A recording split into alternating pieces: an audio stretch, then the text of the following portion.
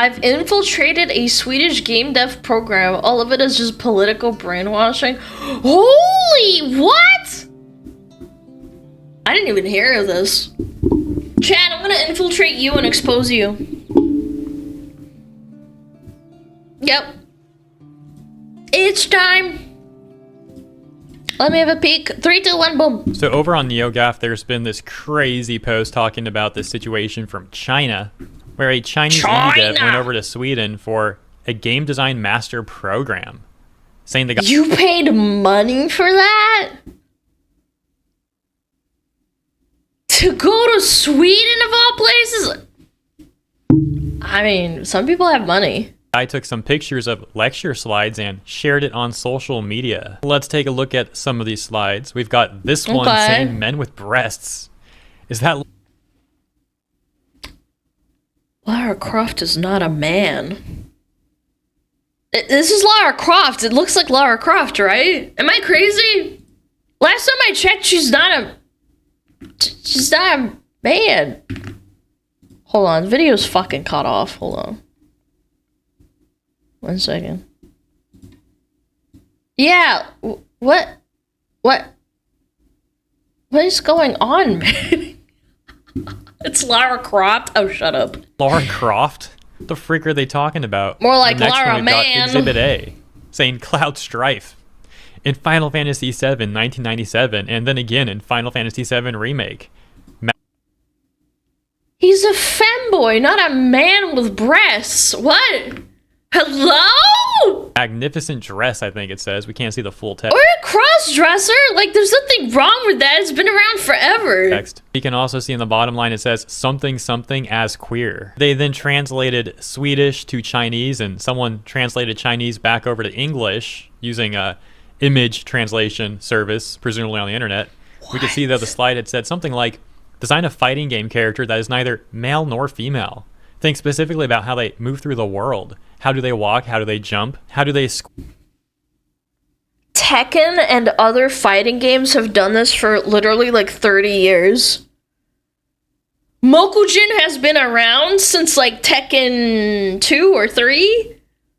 Yeah, a bear. What are we talking about? Like, I don't think they intentionally made those characters specifically to be gender neutral or not female nor male. They just made them because it's cool. What? Squat and get over obstacles. How do they attack and what attacks do they use? How and what do they defend? What special moves might they have? What a waste of money, then it says man. in gender studies. Something...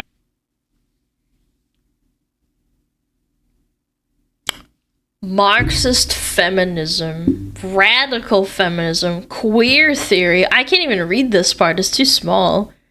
Decolonial theory.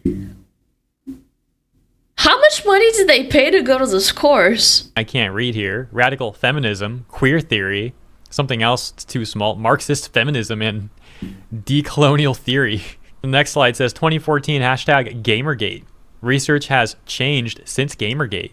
Hashtag Gamergate is a campaign organized by right-wing extremists, 4chan, 8chan, to oh my god. Massive This harassment has gotta be a joke. This gotta be fake. Racial and sexual minorities and the abstract concept of progress. Gamergate reaches mainstream attention.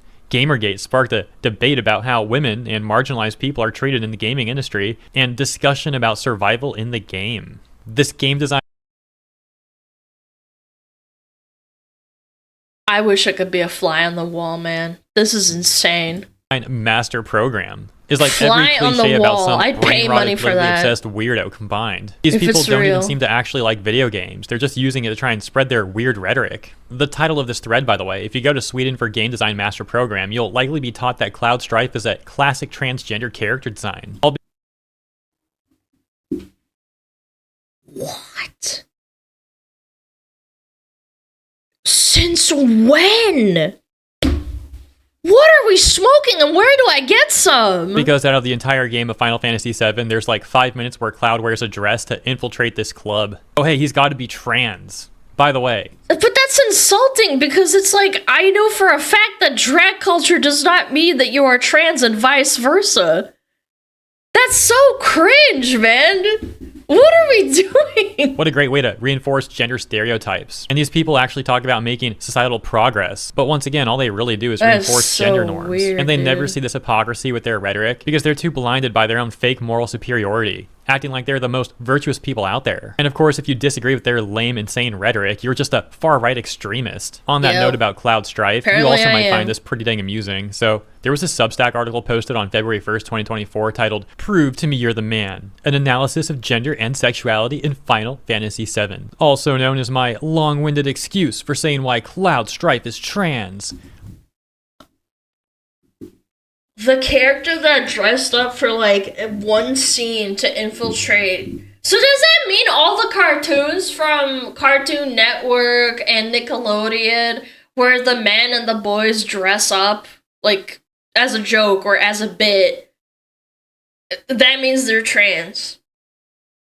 Yeah, Bugs Bunny's trans. I just... The mental gymnastics, man. I'm fine with you having a silly opinion. Like, everybody's allowed to have a silly opinion. It's when you go to school and you get people to pay money to reiterate this. This is insanity. With the upcoming release of Final Fantasy VII Rebirth, my mind is filled with nostalgia for the original game, while I personally never played it. Yeah, so that's all that we need to read. Wait, you didn't even play it. Hold the phone. What? As you can see, these sort of people personally never played it. With the upcoming release, my mind is filled with nostalgia for the original game, while I personally never played it.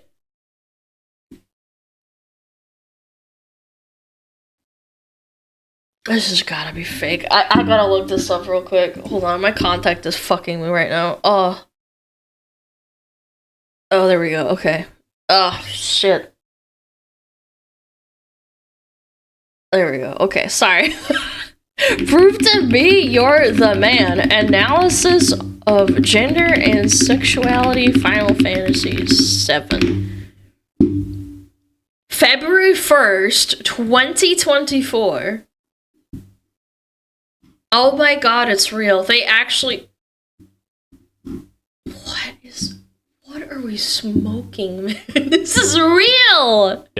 Yeah, so that's all that we need to read. As you can see, these sort of people that want to use games to facilitate their political brain rot are in reality just a bunch of posers. Of course, that doesn't mean that every gamer needs to play Final Fantasy VII. I'm specifically talking about these sort of people within all of the context that we went over. Now, returning to this Chinese dev who crashed the Sweden Game Design Master program, well, it seems like they found out that their panels were leaked, and they're very upset that this stuff got released to the internet. The dev having provided more information over on a Chinese platform that reads, "My post had a negative impact on the school's reputation, and many LGBT students were also psychologically harmed, as well as teachers and classmates in the photos. I'm sorry, but I won't be making any more posts like this in the future. Just now, the director of the academy called me to the office, and then directly projected the post I made in Bar B on the big screen, and then asked Kobe if it was me, after being told I would have a serious negative impact on the school." Why is it a serious negative impact to criticize stupid articles or even question them? Why is that, man? Teachers and LGBT classmates by posting such posts. I realized my mistake and promise not to post such things in the future. You're telling me that the school's claiming that this harmed them so much and psychologically harmed people when all this person really did was be like, yo, here's what they're teaching in this class. I think that alone speaks volumes about the sort of nonsense that's going on there. Ultimately, I just thought you guys would find this interesting for very obvious reasons. Let me know what you think about this stuff in the comments. This is so As always, sad. thank you so much for tuning in, and if you enjoyed my coverage, please consider liking and or subscribing Alexa, to the play channel. Despacito. And I'll see you in the next one. Alexa, play Despacito! No! The school's reputation! Where? God, man, what is going on with these people, bro? This is where taxpayer dollars go. Unless it's a private funded thing, but... I don't know, I've seen some shit. I've seen Dustborn collecting $80,000 from the European government. Yeah, I wouldn't put it past them. Hold on, I gotta go fix my contact. I'm like actually in pain. Sorry, it literally was folded up in my eyeball. It was really fucking annoying.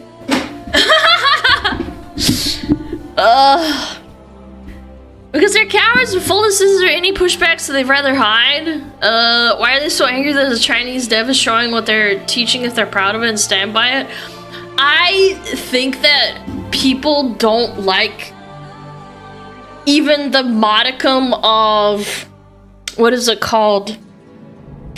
If anyone disagrees with you or criticizes your idea, you don't want to fight back. You'd rather ban them and not let them have a voice. Not even to the point where you're defending yourself and defending your idea.